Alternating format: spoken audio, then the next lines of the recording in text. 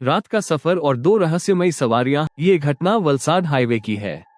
रात का समय, सड़कें सुनसान, हल्की ठंड और अजीब सी नमी भरी हवा। चारों ओर घना अंधेरा था। सड़क किनारे लगे पेड़ तेज हवा में झूम रहे थे, मानो कोई फुसफुसा रहा हो।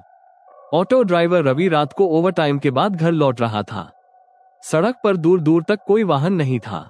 तभी उसने सड़क किनारे खड़ी दो औरतों को देखा। दोनों काले बुर्के में थीं। उनकी शक्लें ठीक से दिख नहीं रही थीं।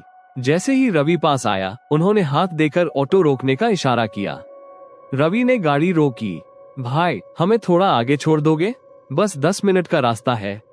रवि को कुछ अजीब तो लगा, लेकिन उसने ज्यादा नहीं सोचा और उन्हें ऑटो में बिठा लिया।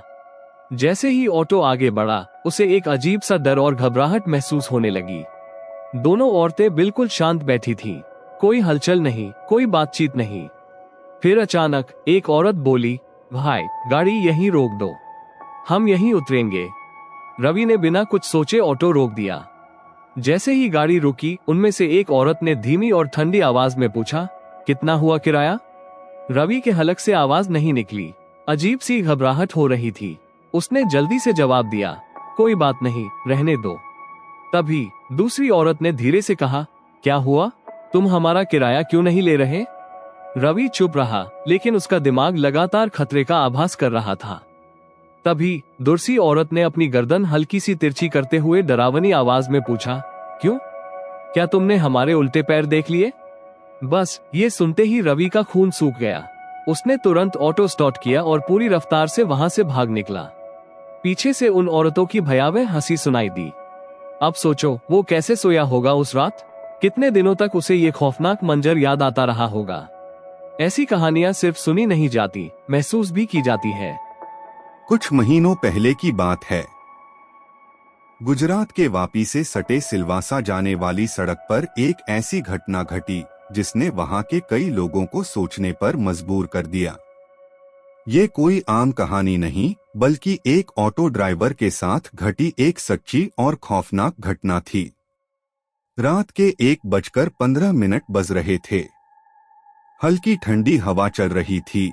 सड़कों पर सन्नाटा पसरा था। फैक्ट्रियों की बत्तियां बुझ चुकी थीं और वापी से सिलवासा जाने वाली सड़क पूरी तरह वीरान थी।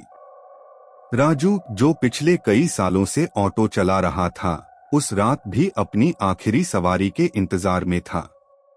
बस स्टैंड के पास एक आदमी ने हाथ देकर ऑटो रोका। भाई, सिलवासा तक चलोगे? वो आदमी करीब 30 से 32 साल का था। एक फैक्ट्री में काम करता था और अपनी शिफ्ट खत्म करके घर लौट रहा था। बैठो, सिलवासा ही जा रहा हूँ, राजू ने कहा और ऑटो आगे बढ़ा। रास्ता बिल्कुल सुनसान था। सड़क किनारे घने पेड़ और झाड़ियां अंधेरे में किसी छायादार जीव की तरह लग रहे थे।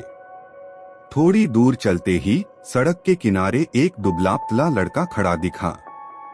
लड़का सफेद शर्ट और काली पैंट पहने था। उसके कपड़े हल्के गीले थे और उसका चेहरा अजीब सा पीला और बुझा बुझा लग रहा था। जैसे ही ऑटो पास आया, लड़के ने हाथ दिया। भैया, सिलवासा तक लिफ्ट मिल सकती है? उसकी आवाज धीमी और ठंडी थी। राजू ने बिना सोचे ऑटो रोक दिया। बैठो। लड़का चुपचाप पीछे बैठ गया। ऑटो में अब 3 लोग थे, राजू ड्राइवर, पहली सवारी फैक्ट्री वर्कर और वो नया लड़का। कुछ देर तक कोई कुछ नहीं बोला। फैक्ट्री वर्कर ने धीरे से बातचीत शुरू की, भाई, तुम भी किसी फैक्ट्री में काम करते हो? लड़के ने बिना नजर घुमाए जवाब दिया, हाँ, लेकिन अब बस घर जाना है। उसकी आवाज में अजीब सा खालीपन था। रास्ता और भी वीरान होता जा रहा था। ऑटो की लाइट सड़क पर लंबी परछाइयां बना रही थी। फैक्ट्री वर्कर को अचानक कुछ अजीब महसूस हुआ। उसने धीरे से पीछे देखा। लड़का बिना पलक झपकाए सीधे सड़क के किनारे की झाड़ियों को घूरे जा रहा था। भाई, तुम ठीक तो हो? कोई जवाब नहीं। फैक्ट्री वर्कर को अब डर लगने लगा था। तभी ऑटो ने हल्का सा झटका खाया, जैसे किसी ने उतरने के लिए पैर आगे बढ़ाया हो। लेकिन पीछे देखा तो सीट खाली थी। लड़का अचानक गायब हो चुका था। राजू और फैक्ट्री वर्कर दोनों के चेहरे सफेद पड़ गए।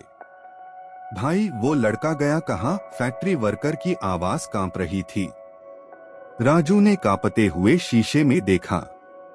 पीछे सड़क के किनारे वही लड़का खड़ा था, लेकिन अब उसका चेहरा सामान्य नहीं था। उसकी आंखें पूरी सफेद हो चुकी थीं और होंठ हिल रहे थे। मेरा वेतन बाकी रह गया था। फैक्ट्री वर्कर चीखते हुए ऑटो से कूद पड़ा। राजू के हाथ भी कांप रहे थे, लेकिन उसने पूरी स्पीड में ऑटो सिलवासा की ओर भगा दिया। सुबह राजू कांपते हुए एक ढाबे पर पहुंचा। वहां उसने पूरी घटना सुनाई। वहां बैठे एक बुजुर्ग ने गहरी सांस ली और बोले, बेटा, तुमने जिस लड़के को बिठाया था वो अब इस दुनिया में नहीं है। राजू की रूह कांप गई। बुजुर्ग ने आगे कहा, कुछ महीने पहले एक लड़का वापी की एक फैक्ट्री में काम करता था। सैलरी का दिन था। वो पैसे लेकर सिलवासा जाने के लिए निकला, लेकिन रास्ते में उसे एक ट्रक ने कुचल दिया। लोग कहते हैं कि वो आज भी अपनी अधूरी तनख्वाह लेने आता है। राजू और फैक्ट्री वर्कर दोनों इस घटना को कभी नहीं भूल पाए। कुछ आत्माएं तब तक भटकती हैं जब तक उनका अधूरा काम पूरा न हो जाए। अगर आप भी रात को किसी सुनसान रास्ते पर सफर कर रहे हों और कोई अनजान सवारी लिफ्ट मांगे, तो क्या आप उसे बिठाएंगे?